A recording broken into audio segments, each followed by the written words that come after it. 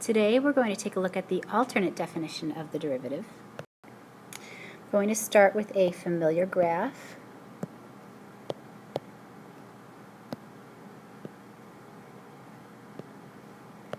This is our f of x. And we're going to use this point as our point of tangency. And instead of calling this x, we're going to call it c, which would make this f of c. Now, in order to find the slope of that tangent line, we are going to draw a secant line right through there. So this is our secant. And we're going to say that the slope of the secant is close to the slope of the tangent. And we're going to call this x and then this f of x.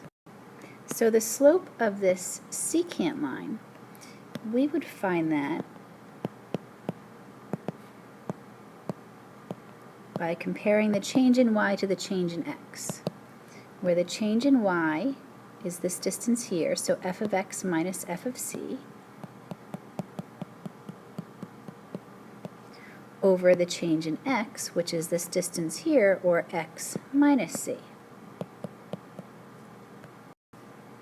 Now we need to use a limit to find the slope of the tangent,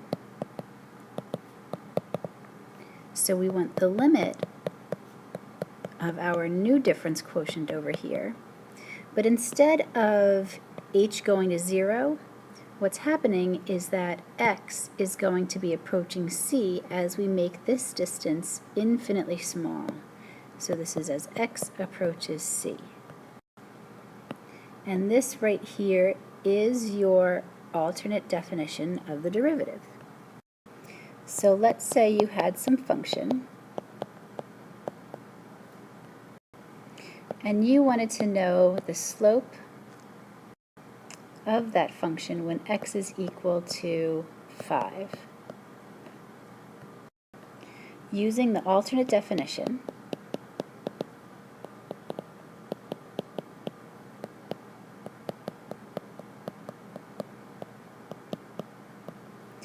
c is 5. F of x is x squared minus 3. F of c is f of 5, so that's going to be 5 squared minus 3 all over x minus 5. So let's simplify. This is x squared minus 3, and then we've got, let's see, this is 25 minus 3 is 22.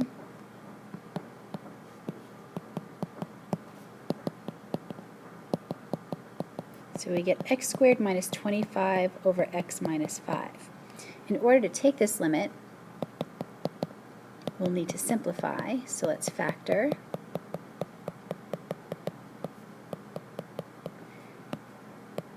We've got a little cancellation, so we have the limit as x approaches 5 of x plus 5.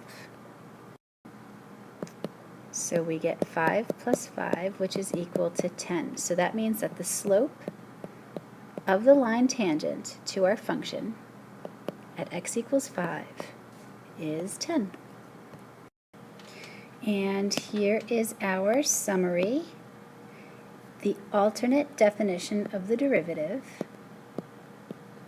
looks like this. The derivative at c is the limit as x approaches c of f of x minus f of c all over x minus c.